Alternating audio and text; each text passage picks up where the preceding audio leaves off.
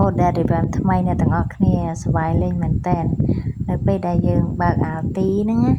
អូដែលអាចដើរបានហើយយើងដាក់ជាមួយនឹង spell ដែល spell លឿនណាអញ្ចឹងគឺដូចយើងជិះឡានជាមួយ Johnson ទៅមុខអញ្ចឹងណាឥឡូវហ្នឹងគឺអូដែលគឺថា Neri Independent ហើយគឺអត់ត្រូវការពឹង Johnson អត់ត្រូវការពឹងMaltida ដើម្បីបើកស្លាប់ឲ្យបើក RT អស់ពេញហ្នឹងទេឥឡូវគឺថាគេបើក RT ហើយដើរលឿនហើយបានអា spell រត់លឿនណាស់ទៀតគឺថាដូចជិះឡានមួយ Johnson អញ្ចឹងលយមែនតើអ្នកទាំងអស់គ្នាគេដាក់នៅក្នុង Advanced Server អត់ទាន់ដាក់មក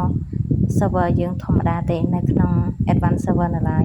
ខ្ញុំចូលលេងសាកមើលពី big game ហើយគឺលេងសប្បាយមែនតើហើយអានេះមិនមែនវីដេអូកាត់តទេណាវីដេអូលេងជាក់ស្ដែងណាលេងរេងនៅក្នុង test server advanced server បើមាន advanced server អាចចូលមើលទាំងអស់គ្នាបានតិចទៀតដាក់មក normal server យើងដឹងតែសប្បាយលេងហើយ update ហើយក៏ប្រហែលជា ban គ្រប់ game ដែរ